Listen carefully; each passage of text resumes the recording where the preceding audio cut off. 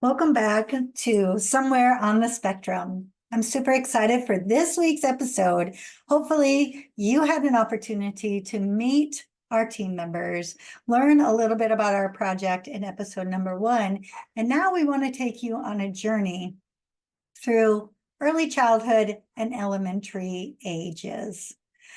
I loved the work I did in the principalship. You heard me talk a little bit about my exposure and how this project got started. But what I really, really particularly loved was the fact that I was able to lead my team in a way that brought inclusion to everything and everyone that we worked with. We did not want anyone in our school buildings to feel like they were left out in any way, or they were not part of our team. This included parents, our students, and our staff. And I worked very hard to do that, just because I saw over the years how easily children can be excluded from groups, from activities, in school or out of school, but most importantly, parents who may not know exactly what we do and how we do it in the school, but trust us to do our very best. I didn't want to disappoint them. And without their support, a school community isn't going to go anywhere. So having that is one of my big goals, and learning that we had a lot of work to do in the 3 schools that I was the principal. I tried to look at everything from both the perspective, actually 3 different lenses: the teacher, the principal, and the parent. I mentioned my child was not on the spectrum at all, although GT students can be a little bit similar in some of their characteristics, and that is actually proven.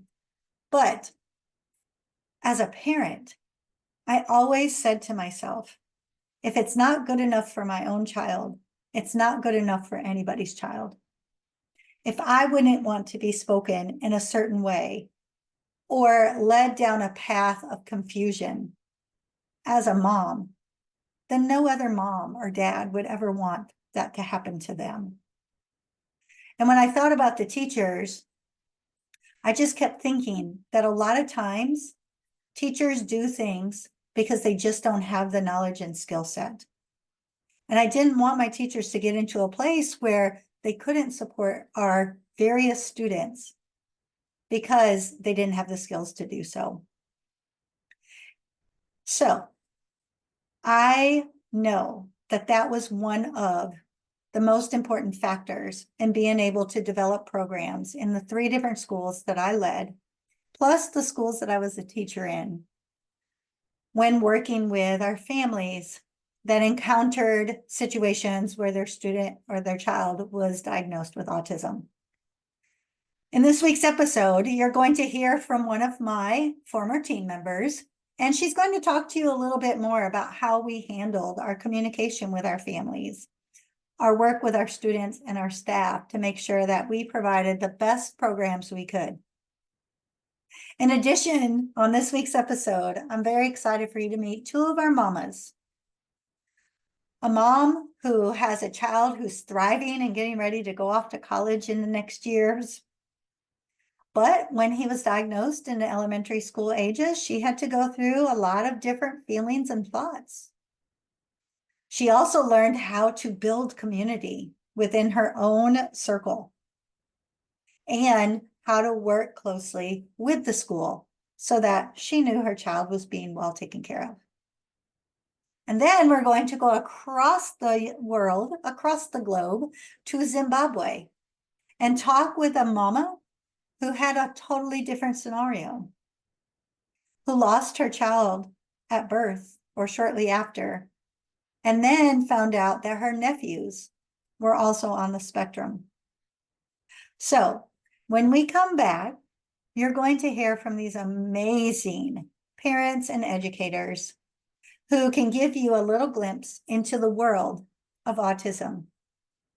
Because our mission is to help you navigate this very complicated diagnosis.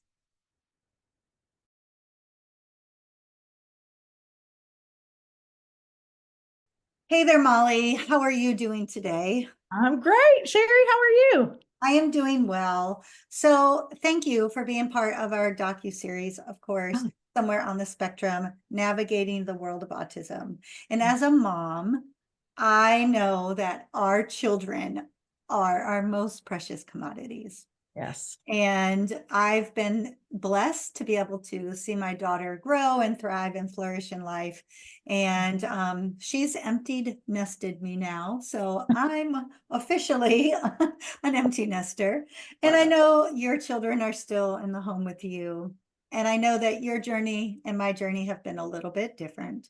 But I really want the audience to hear a little bit about you, your family, and how everything kind of transpired for you when you realized that your son had some unique qualities and that maybe you needed to have some extra set of eyes to look in on things and see what exactly was going on. Yeah. So my husband and I have been married for 25 years. We have a son who's 20 and our son Graham, who is on the spectrum, and he's 17. The boys are 2 years and 10 months apart, three grades apart in school. And when Graham was probably two and a half, we started seeing, some speech delay, and we had seen some speech delay with Grayson and got him some PPCD, like the preschool interventions for some speech therapy. And so we were like, we'll just do the same thing. And so we engaged with the school district, and they evaluated him and recommended some therapies. And at that point, we didn't really know, we weren't thinking spectrum, we weren't thinking really anything. But as he progressed and then went into like the early childhood intervention, I think once you turn 3 and so forth, some of the therapists that were working with him on a regular basis, like they wouldn't say what they thought. And of course, me, I'm like, well, what do you think it is? Because at this point, we're seeing meltdowns. We're seeing like he wants things in a certain way, which is very common with kids on the spectrum. And so I hadn't put those pieces together, but they would not tell me what they thought. I thought maybe it was like an auditory processing thing, but they encouraged me to go to a developmental pediatrician to just be evaluated to see, is there something going on there? And we did that. Now this is, oh goodness, this is, 14, 15 years ago. So 2009, 10-ish timeframe. And it took months to get into that a developmental pediatrician. They're not very common, or they weren't common back then. And so we ended up with a diagnosis of pervasive developmental disorder, not otherwise specified, PDD NOS. And then we're able to kind of move forward and figure out, okay, what do we need to do to help this kid be successful? Wow. And you're in the Dallas area. Were you in the Dallas area at that time as well? Yes. So So we live in Allen, Texas. We've been in the Allen School District the whole time and have had a very positive experience. that is great. Yeah. And, you would think that in 2010-ish, in a large city like Dallas, there would be more resources, right? But it sounds like you had to be on that waiting list and just had to kind of wait everything out. So talk to me about how you felt when you got the diagnosis, because I'm sure that there was probably some kind of relief knowing, wow, there really is something. I wasn't just making it up. But then on the flip side, probably some kind of other feelings that got involved as well. Yeah. Yeah, it was a mixed bag for me, quite honestly, because I wanted an answer so I could help my kid, right? But I'll tell you, so it was kind of a hodgepodge really of emotions. Because there's, it definitely back then, it's not maybe because my eyes are open to autism over the last, how many years, but there's a stigma associated with that. And so immediately I'm thinking this kid is going to get picked on his entire life. Like, what kind of life is he going to have? And so I had dreamed these dreams for this kid, right? Because he was very different than my first. He was like, jump off the couch, like risk taker. He definitely takes after me in terms of personality. And so I was like, okay, this is going to be fun. Right. But I will tell you that I had to go through a grieving process because I had envisioned in my head something for this kid. And now we've got this diagnosis and we've got these behaviors and we're trying to figure this out. I don't know what it means, but I did go through this grieving process, and I'm like, I can't hold on to what I thought.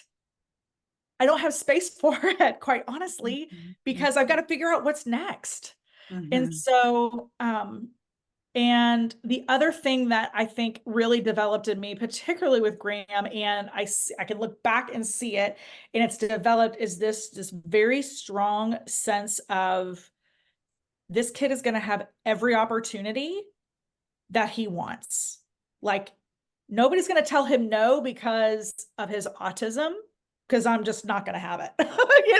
So there's like deep sense of protection. I don't know what it is, but it's like, if this kid wants to go do something and he has the desire to do it, and needs the guidance or whatever, like, we're going to figure that out.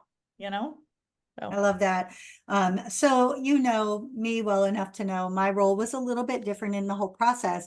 I was an elementary principal for 16 years, and we did actually have all of the special education programs within the schools that I led. PPCD was one of them.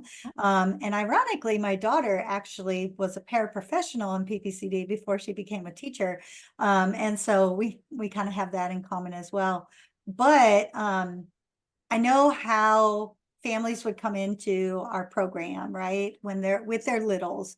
And again, as I mentioned earlier, as mamas, we're already protective of our babies, right? We want only the best for them. And we want to ensure that when we do put them in someone else's hands, they're going to be taken care of just as well as if they were with us.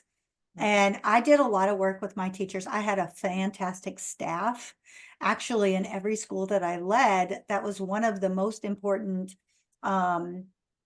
priorities that I had for the school, because we know that parents do want to protect, especially when they know there's some kind of disability, and especially the various characteristics of autism. But how did it feel sending him to PPCD at such a young age, and knowing that you did have to trust the school district and rely on them to be able to know what was right in order to help your son grow? Yeah. So because we had experience in PPCD before, I had an idea of what it was. So I wasn't uncomfortable with the notion, but I will tell you, one of the things that I did as a mom is I got to know his therapists. I got to know the therapists, the diagnosticians, all of the people engaged in the process. And quite honestly, Graham is 17. He's taking his SAT today, by the way. Oh, And we are still connected to those therapists today. Wow. I mean, still today, it gives me goosebumps. Those people have helped like carve a path for him, so I get goosebumps just thinking about all the amazing people we encountered. But that was one thing I did, is I got to know these people and I got to understand what they were doing. And again, we had a good experience. We did some outside ABA therapy, which was a good experience, but it was very hard on the family, because it wasn't in home, it was in a center initially. And so it was a lot of disruption to just the regular family operating. Right. So, so I stayed close to those people so that I could, get a sense of comfort and trust with leaving Graham with them. I think that's great advice too, to give out to families, especially because when we think about all of the schools across the world, right? Yes. They're all going to be different. They're going to have different personalities, the school itself, the staff Right. itself, plus Yep. the families themselves. And I know when I would work in school districts, they were districts that were a little more diverse and on the lower end of the socioeconomics. And sometimes I would find families, they would connect very well with me, but they would be a little bit nervous about talking to the diagnostician or talking to the school psychologist, only because they didn't have quite the same rapport, right? And that Right. was something that we really worked hard on to make sure that the staff that I supervised developed those good relationships with the Right. families. Absolutely. Yeah, I think that then if something goes wrong, and we know, I mean, no kid is perfect, right? And no teacher is perfect, and no staff member, no principal, no parent, we're all going to have times where we think we're doing our very, very best, Right. and it might not be the best. I think it gives that feeling of, okay, I can allow some grace Yeah. a little bit when I know that the person working with my child, however it is, parent, staff, school, principal, whatever, is doing it because of the goodness of their heart, not doing something because they're trying to be malicious. In most cases, of course.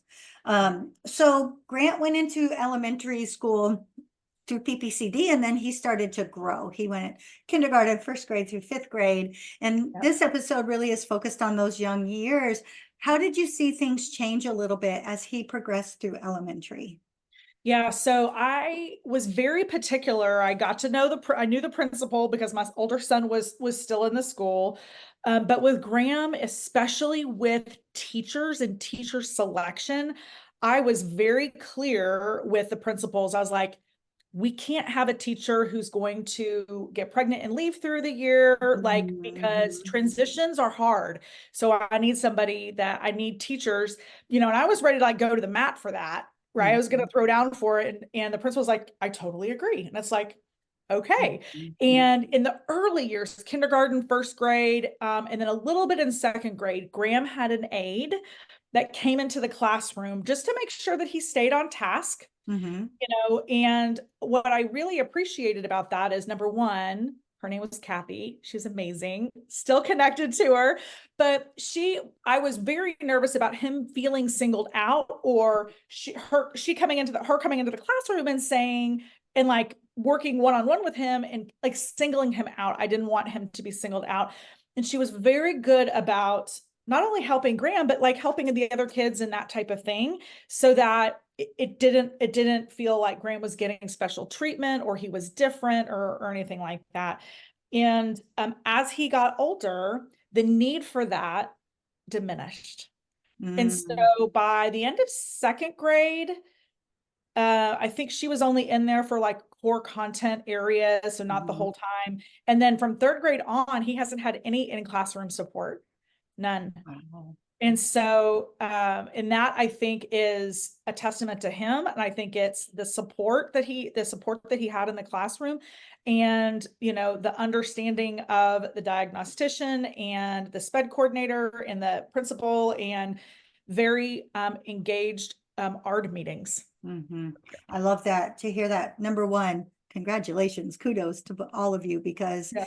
that's a true success story, right? When you think about the progression of students, we want to give them strategies, coping skills, ways to know this might be how I'm feeling. This is how I demonstrate those feelings, and I think with our students on the spectrum, it's so important that we have that consistency of those strategies. So I love the fact that you recommended, because I would say this to parents as well, thinking about who the teacher is.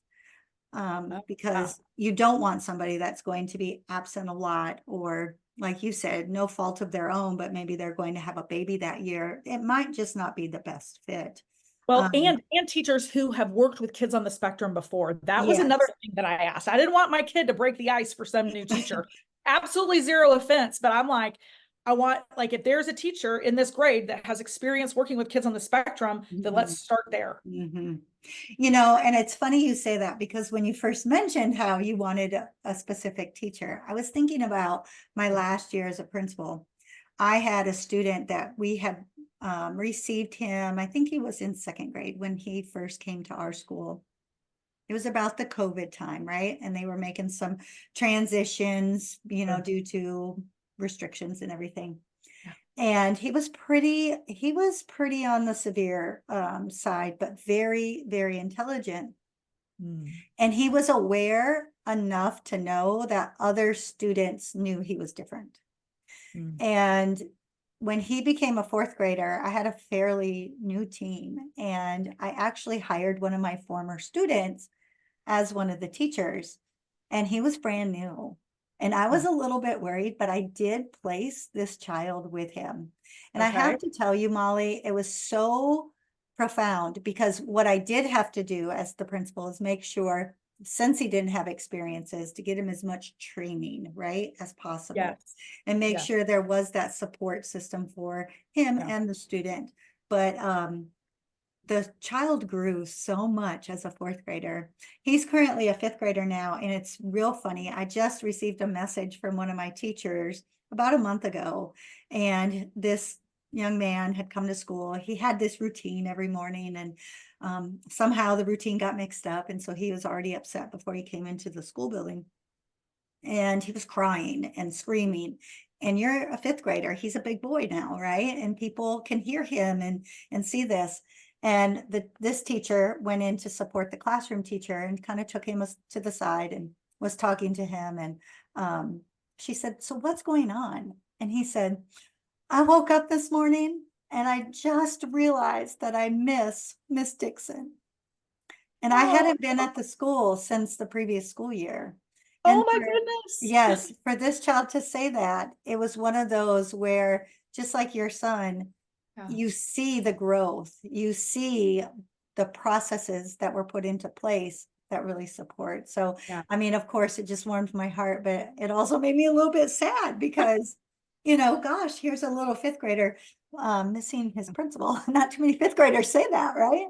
Yeah. But Love anyway, I think the elementary years are just such a perfect place to set that foundation, right? To that. learn how and what systems to put in place that can be duplicated both at school and at home. So I have a final question for you as we wrap up today.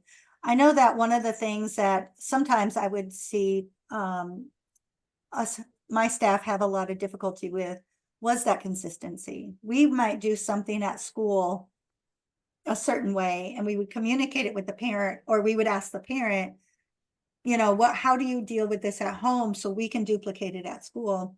Right. And even with that open communication, sometimes it's hard. It's hard to be consistent, right? Yeah. And there would be a breakdown. Did Yeah. you receive at any point in time any extra support or training on how to make sure that things kind of flowed from home to school? Yeah. So I do not recall getting any extra parent training. But I will say, as he got older, like, we started doing more social skills training, and we were doing more like Graham was, and doing more training in, like, he went to a daycare because I worked full time. So he went to a daycare. The ABA therapist would go to the daycare and work with him, and so forth. And so with related specifically to my training, they provided me with resources if I asked questions, but I just stayed in conversation with his ABA therapists and his, like, case coordinator and program coordinator, and all of that. The other thing too that was an absolute game changer for me, particularly in the early days, is I connected with a mother who was 6 to 12 months further down the road than I was. And so being connected to somebody who's walked in the shoes and understands, like, what's coming, and there are going to be so many gains that you can't Mhm. picture today, but with the therapies and the interventions and the partnership with the teachers and all of that, there's light coming, Mhm. right? Mhm. And so, like, having that community and finding those people who are walking in that journey as well, I think is so critical. I love, love, love that. That was one thing we tried to encourage with parents, you know, at our schools. And of course, again, I was in a different kind of community where maybe it wasn't as normal to have your kind of neighborhood friend group, right? Everybody kind of stayed to themselves. But I know a lot of parents would come to me asking, well, do you know of support groups, or do you know of ways I can get some additional help outside of school? So I love to hear that that worked for you, because that's a great way to have some kind of connection. And even if it's somebody's whose child is not specifically showing the same characteristics as your own, you can still have some of those conversations about just the unknown, and just about the keep in touch with teachers, and, you know, that kind of stuff. So, yeah, that's powerful. That's real powerful.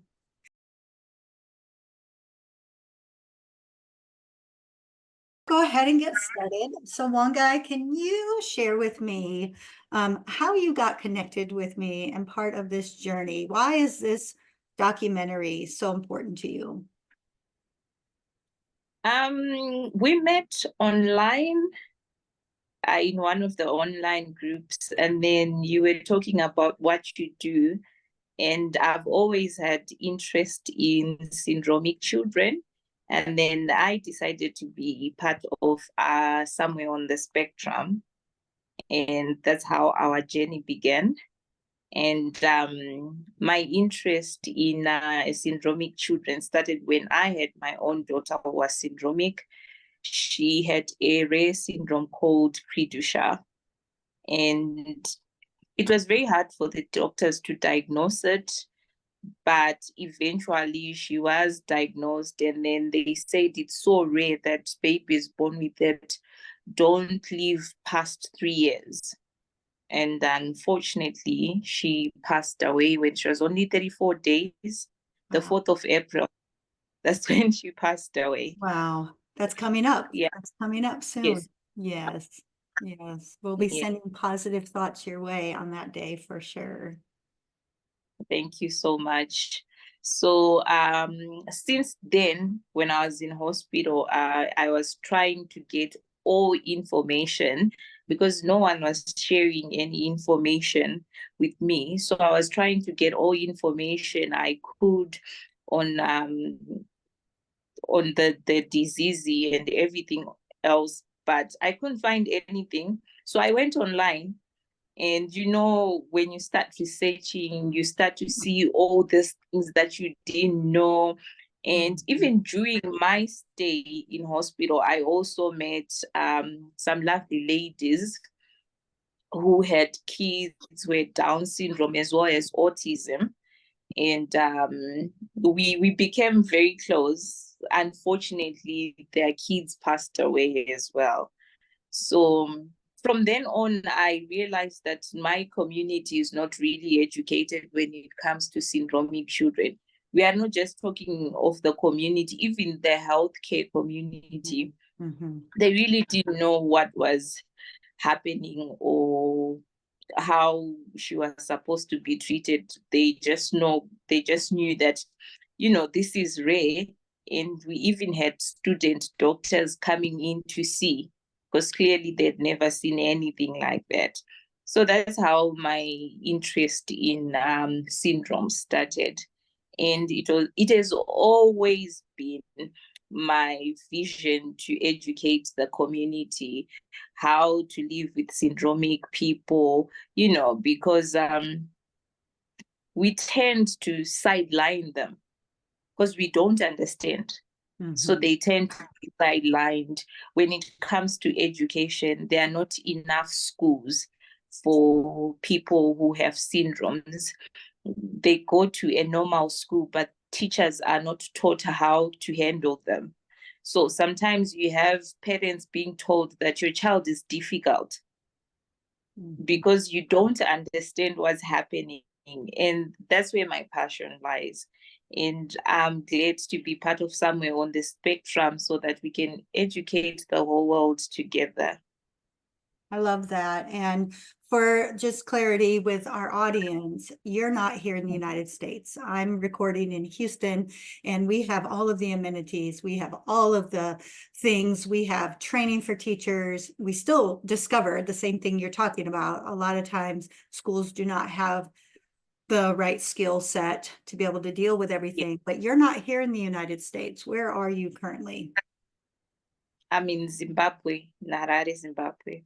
Yes, so completely different. And you know, I think eye-opening as well, because when we talk about what is a typical kind of path for people, they're born, they learn how to talk and walk and eat on their own, and then they start to go to school and they sit in a desk and they learn from the teacher, and then they progress through their school years, and then they graduate and they go off to college. A lot of times we have that in our head as a typical roadmap for people. And what we don't realize is that when that roadmap looks different, how do we adjust? And when we're talking about countries that may not be as fortunate as we are here in the United States, you know, it makes it even more difficult. And Yeah. I'm sure very frustrating for parents that you have encountered as well. Yes. Yeah. Now, when we first met and we spoke, you mentioned that you also have other family members that have some diagnosis. Do you want to talk about that a little bit? Yeah. My nephew, he's about a year older than my late daughter. So after I left the hospital, I had not yet met him. And then, you know, with all the knowledge that I had gathered during my research, I went to visit my brother. That's when I realized that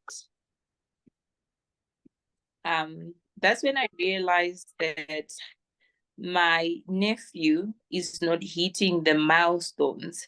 You know, at 4, he couldn't talk. At 4, he couldn't talk. See from the frustrations, like he's trying to express himself, he can't talk. And then he was not yet diagnosed.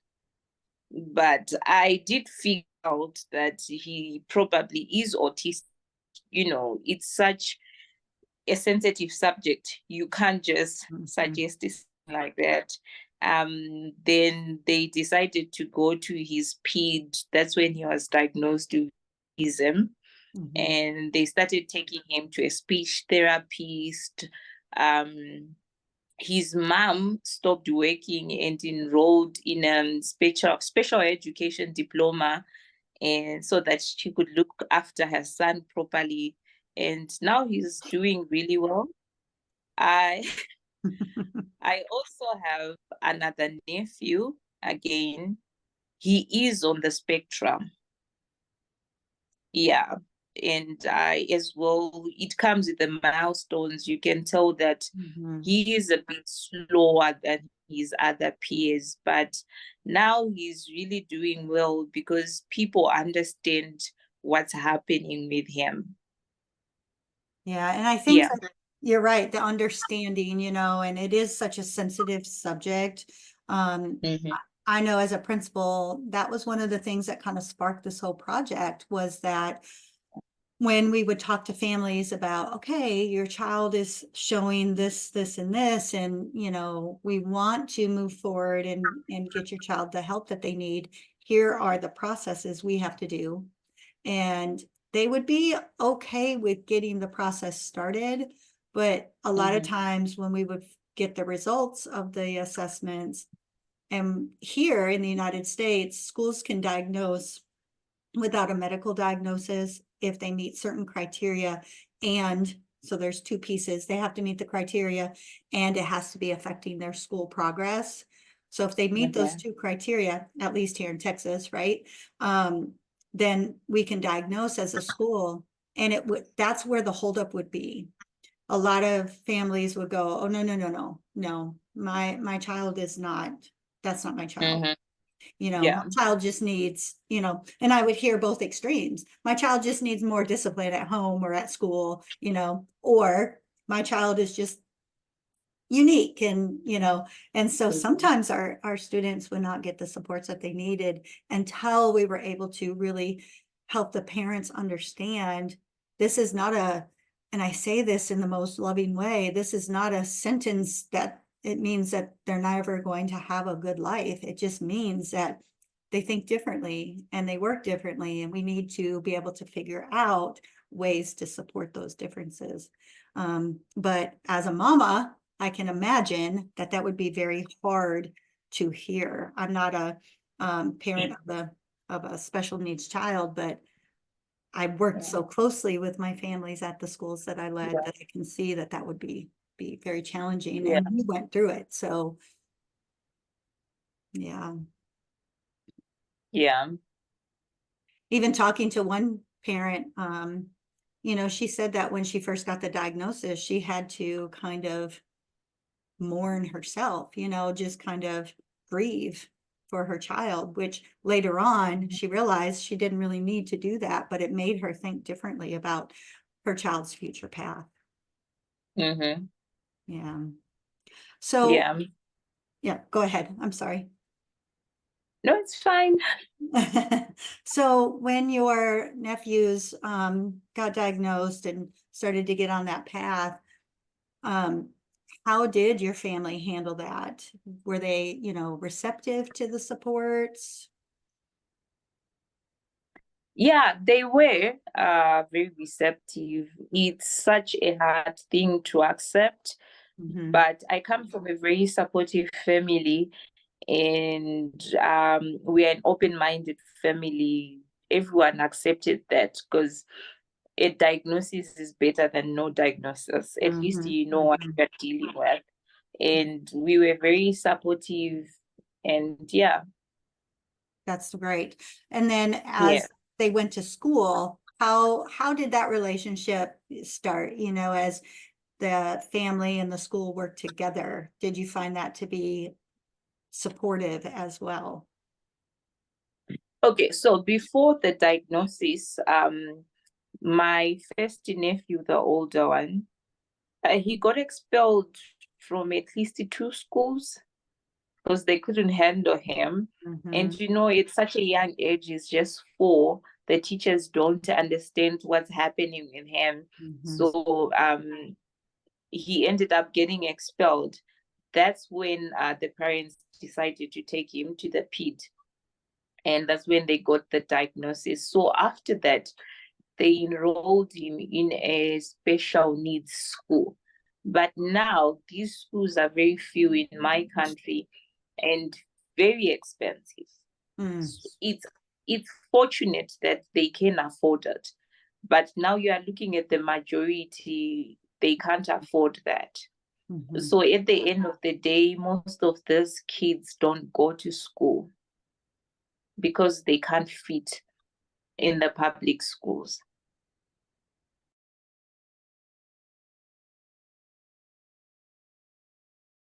We are here to just talk about all things about autism. Somewhere on the spectrum is definitely something that really hits a lot of points throughout a person's life when it comes to how parents look at the diagnosis, how the diagnosed look at it themselves, and of course how educators come together and support the families and the students. And Kelly, do you want to tell people a little bit about what you do?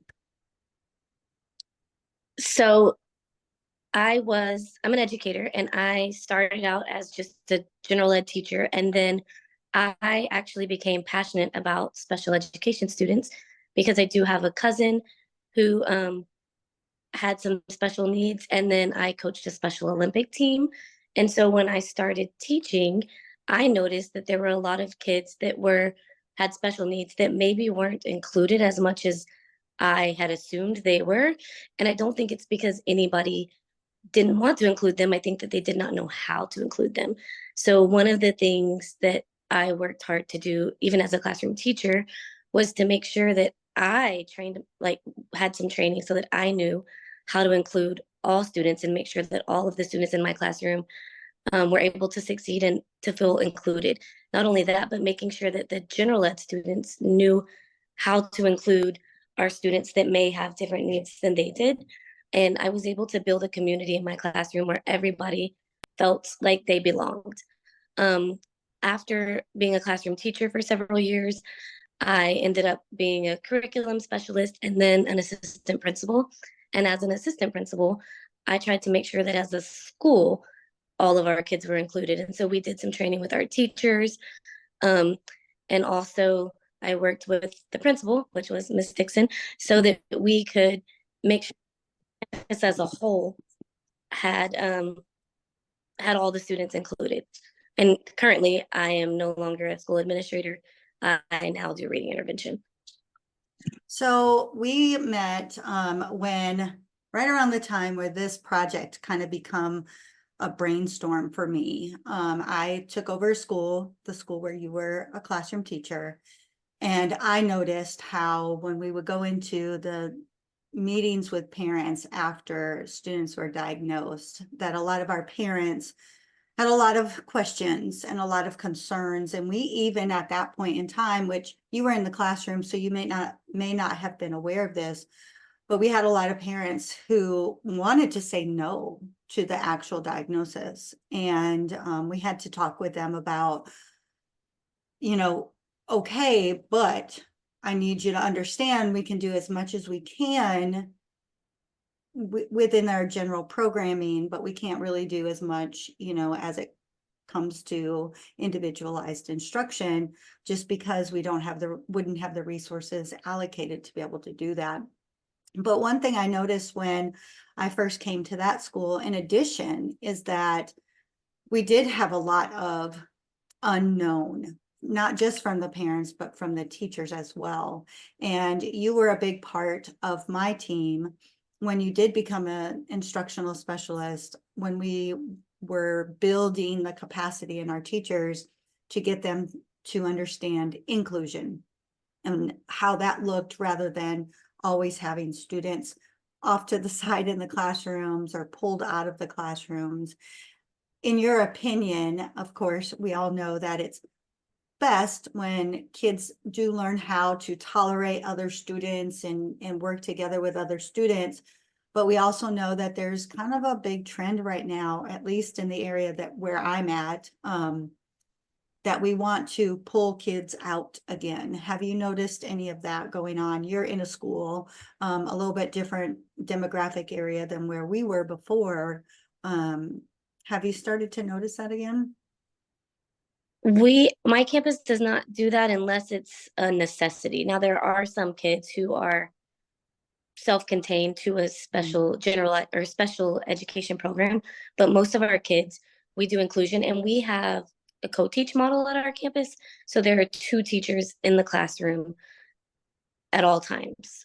So that works out really well and there's gen ed and special ed students in those classrooms, and both teachers are teaching. And ideally, in a classroom like that, if a stranger were to walk in, you wouldn't be able to know which teacher is the special ed teacher and which student is the general education teacher. And also the same with students. You shouldn't, in most cases, be able to tell which students are which based on just the way they're being taught.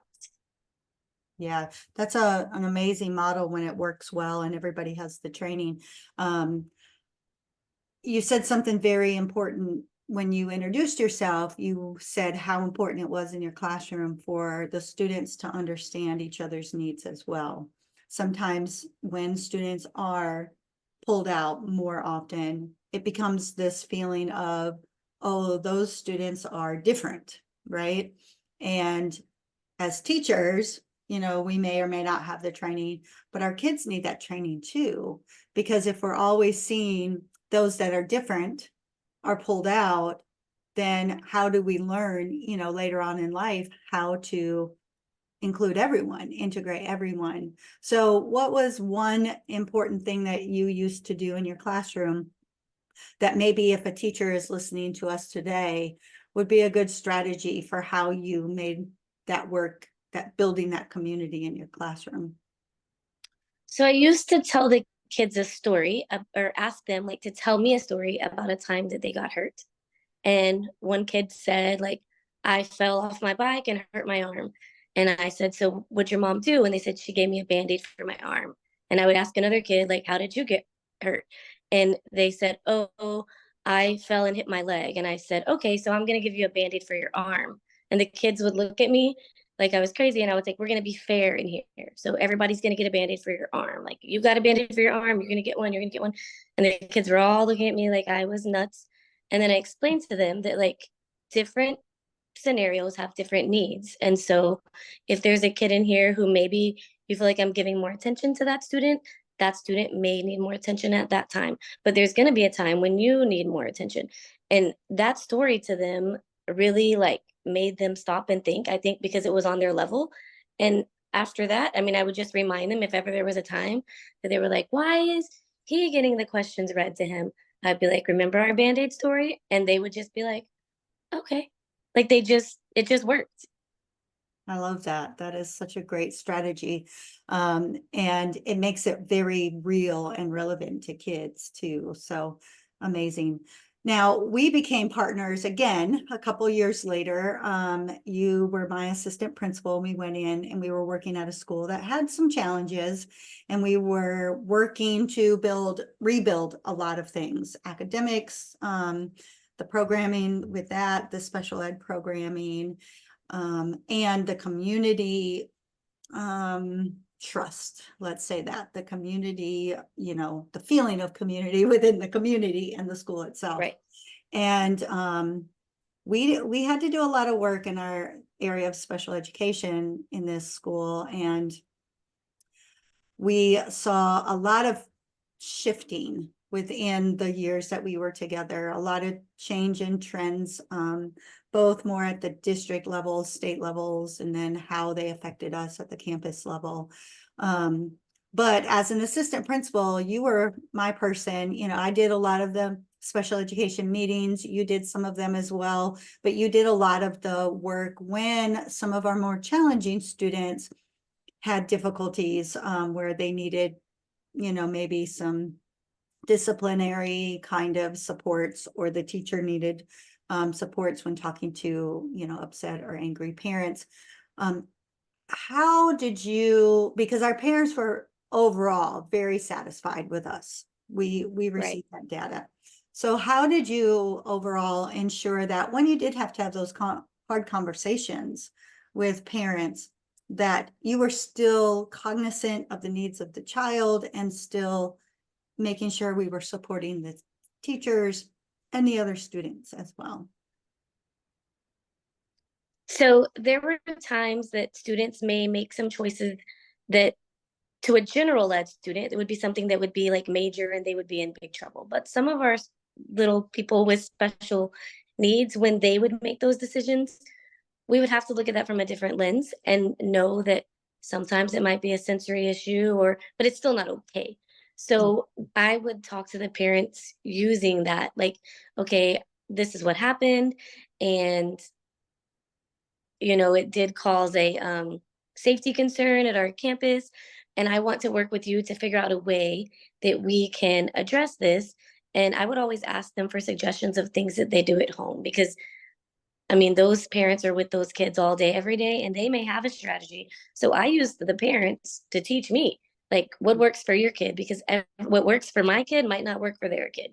And what works for one student, even if they might have the same types of abilities, might not work for another student. So I would ask the parent, because that way I feel like that made them know that we were on a team together and that we were going to, I'm not against them, even when your kid makes a choice that may be inconvenient for us as a campus. Mm-hmm. I love that. And parents really did. They felt very comfortable even when it was a tough situation. They knew that we were always going to be very respectful in the situation, that we were always going to be solution oriented and problem solve with our parents. And I think that went a long way for us, building that climate and culture of that campus. And then the teachers as well. We had some really great teachers working with our students there. We had some challenges, of course, over the years, but I think keeping that support system in a way that also let the teachers understand they didn't do something wrong to cause maybe the meltdown that happened that day or the situation that happened that day, and that we were supportive of them in it all as well. And that can be quite a challenge as an administrator. Yes, I think it can, but I think that once you've built a relationship with the teachers and that they trust you, I think it's easier. I think in the beginning it was a lot tougher because they didn't know us. They didn't know that we were there to support them. I think when we walked in, they thought it's like, and I gotcha. We're here to tell you everything you're doing wrong. But that was not our goal or purpose. I think it's important that people know that the school we walked into was like a school that was maybe getting in trouble with the state. We didn't walk into, I think that's why teachers may have thought, oh, they're here to, you know, clean house, but that wasn't our purpose at all. We were there really to support the students and the teachers, and I think we did a good job.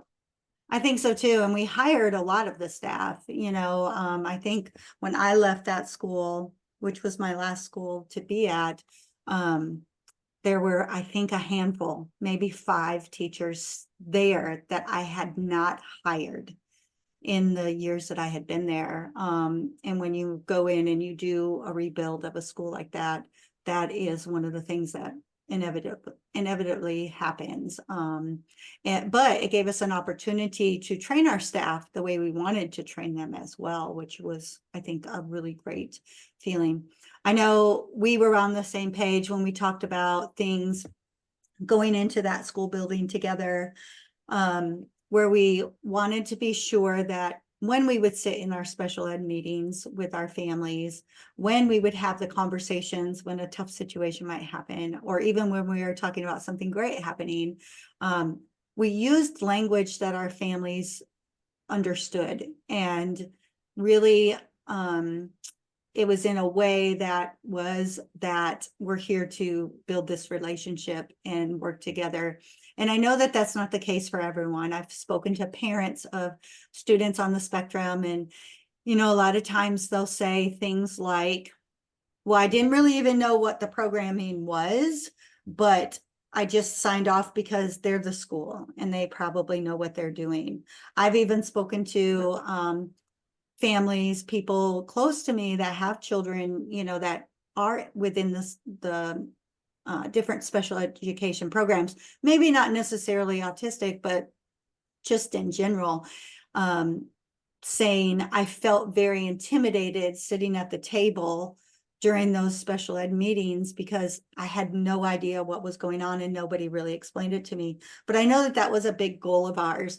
And I think that that was something that did really help to build that connection, that relationship, that community feeling with our families, because we had some really great things to celebrate with our students with autism, and we had some challenges that we had to overcome with our students as well. Yes, and I think that when parents used to come in for like an ARD meeting, we would talk to them even before the meeting started, like just how are you, like to try to make them feel comfortable, because in my mind, these parents, especially at a school like what we were at, where some of them, they might not have finished high school. Some of these parents, they might not have the same educational background that we did. So I think some of them were nervous just to walk into the building. So the fact that they got there, like to me, that was a win. But I wanted them to feel comfortable to ask questions if they didn't know what we were talking about, because teachers, administrators, we use a lot of acronyms that we assume people know. And so we would tell them before the meeting started, like, if we're asking you, if we are saying something that you don't understand, please ask, because we want you to walk away knowing exactly, what the plan is. And we would remind the parent that you're a part of this committee. It's not just us, but you're an important part of this. You know your child better than we do. Now we might know the educational background and what we think is best for your child educationally, but at the end of the day, you're the parent and you have to sign off on this paper just like we do. So I wanted them to know, like, to ask questions, and I wanted them to know their rights as a parent. Yeah, absolutely. And I know a lot of times, speaking of our meetings each year that we would have with families or as they came up, we did a lot together with our more challenging students as well, so that the parents did feel like we were all in it together, that it wasn't just, I know a lot of times families think, oh, there's the principal, they don't really get into the weeds of things, or that's the assistant principal, I only get to see her when my child is in trouble. You know, we wanted to build that feel of we are 100% of a team, and I think we did, you know, not perfect, nobody's perfect, but I think we did a great job with that. And of course, there were days that parents didn't agree with us because that's life, right? And there were some times we had advocates in some of our meetings. And I would just say to anybody out there who may be in the position of an administrator or even as a parent, you know, I know advocates are there for the purpose of making sure things are getting done well and getting done right. And sometimes they're very necessary. But I always feel like if you can have that relationship and really be able to, just like what you said, get families to understand, we know the education side, you know your child, and we need to come together as a team to figure that out. That I think sometimes the need for an advocate can be lessened. And a lot of the times when we had advocates in our meetings, it ended up that there wasn't really a whole lot an advocate needed to do, you know, that we were actually kind of on track and doing things well, and being able to have an agreement with the parent on those meetings. So I know that that was something we worked very hard to make sure happened. So administrators out there, when you put your mind to that and you make that as a priority, it does make everything a whole lot easier for sure. I would agree.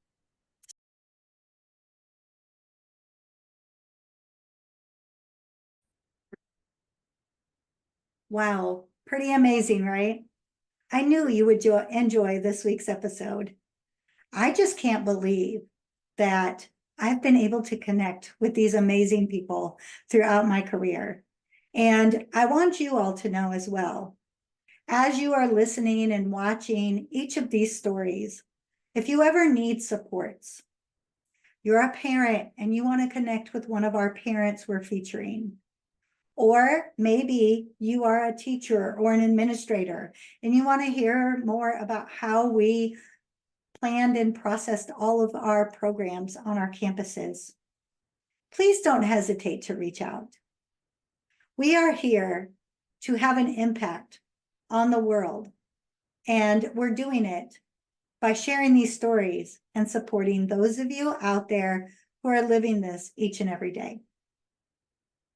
Once again, thank you for tuning in to Somewhere on the Spectrum, episode number 2, the early years. And next week, when we come back, you are in for a treat because we're going to be talking about secondary years of schooling. And here's what is going to be amazing.